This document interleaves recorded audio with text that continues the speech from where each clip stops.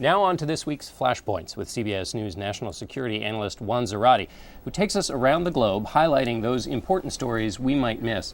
One story we couldn't have missed was Karzai's visit to Washington. Let's talk about that first. That's right, John. This was a face-saving, fence-mending trip to soothe the frays in the relationship between Washington and Kabul. I think they did that. I think it was very important. The administration rolled out the red carpet for Karzai and a number of his ministers. He spent time with President Obama, dinner with Vice President Biden, several meetings with Secretary Clinton, walks to talk about the diplomatic engagement. But importantly, there was substance at play here. From the U.S. perspective, obviously dealing with good governance and corruption, talking about those things quietly, talking about Kandahar, pushing back on the Taliban's influence in Kandahar and the operations that are likely to come this summer, as well as talking about reconciliation. How do you deal with this very difficult issue of trying to politically reconcile? And so from a U.S. perspective, there was a lot of substance to get to, but the first part was to make sure that the relationship actually is not fraying and is strong for the future. Now, why is that important? Because there was a period where administration officials on the record and particularly off the record were beating up on President Karzai. Why does that have to be fixed? Well, the beating up happened perhaps a little too much. There was a lot of it being done by different parts of the government.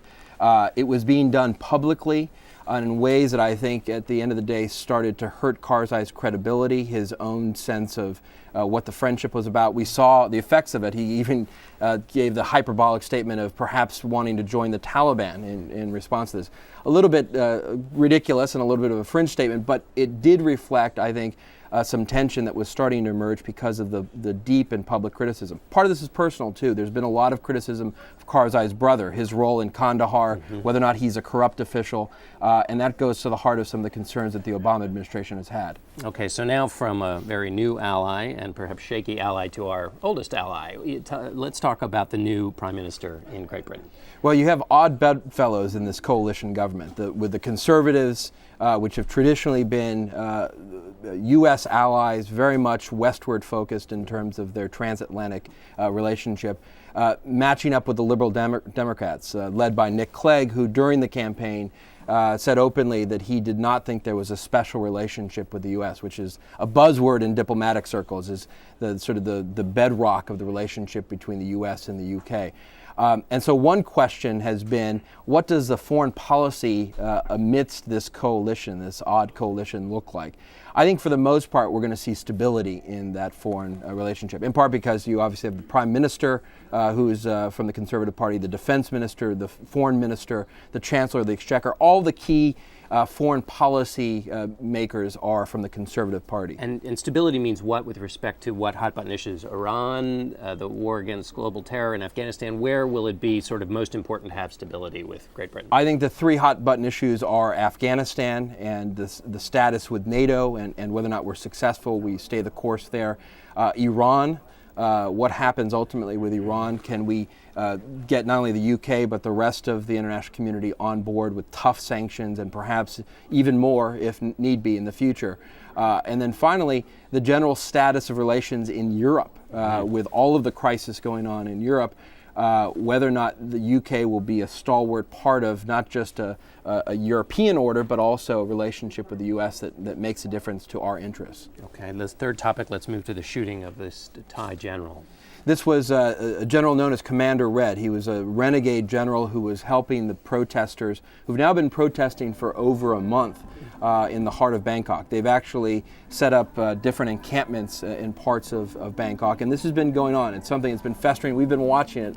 It's been on the cutting list in terms of the flashpoints topics, but importantly, there have been the potential breakthroughs for a negotiated settlement. The current prime minister had offered some elections which seemed to placate the demonstrators, but then the demonstrators pulled back. What this assassination does, though, and it was an assassination attempt or a shooting during an interview with a New York Times reporter, quite dramatic. What it does is it fuels the demonstrations again. You have now more people joining the demonstrations, more tension with the government as to what happens next. And there isn't really a safe way out of this problem. I think you're going to see further tensions, and you saw it overnight, more tensions on the streets of Bangkok. And obviously this isn't good for Bangkok, but how does it have, what's its more global implications of unrest there? Well, Thailand and Bangkok have always been seen as stable parts of a Southeast Asian order in some ways. And, the demonstrations haven't spilled out in such a way that it's created a sense of regional instability. But I think people in the region, in particular the economic watchers, are watching very carefully how this is impacting Thailand's long-term reputation as a place for stable investment and stability. A lot of the five-star hotels that are affected by this have been shutting down. A lot of foreign visitors have been leaving. And so for Thailand itself and for the economic development in the region, and Bangkok's often been a gateway to other countries like Vietnam, et cetera, it could have a longer lasting impact, but we'll see. Okay, last topic then is Al-Qaeda in Iran. AP reported this week that Iran is easing its grip on Al-Qaeda leadership in Iran. Folks often forget that core portion of the Shura Council, the senior leadership from Al-Qaeda core, actually is in Iran and has been in Iranian custody since 2003. Folks like Saif al-Adil, Abu Ghaith, the spokesman, al-Mauritani, the spiritual advisor to bin Laden, all have been in Iran. And an interesting question folks like I had to worry about when we're in the administration, and folks that are watching this carefully have to worry about, is what is the relationship between Al-Qaeda and Iran? Fundamentally, they don't like each other. They are the extremes on the Sunni side from the Al-Qaeda types and extremes on the Shia side, and they don't like each other.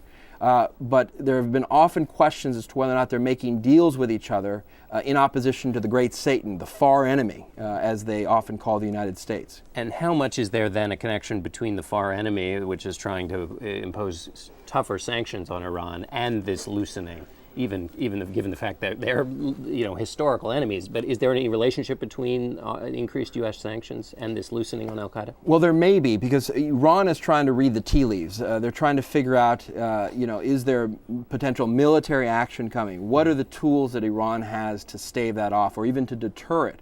And so folks have often argued, and I've often said that Iran would use these senior leaders as chips with the United States, potentially chips with Al-Qaeda as they deal with Al-Qaeda attacks against Shia around the world, including in Iraq. Right. And so it's a complicated relationship, and no doubt Al-Qaeda leadership, which is now reeling from being decimated in Pakistan, and would be very happy to have some of these key leaders back, and Iran trying to read the tea leaves of international pressure.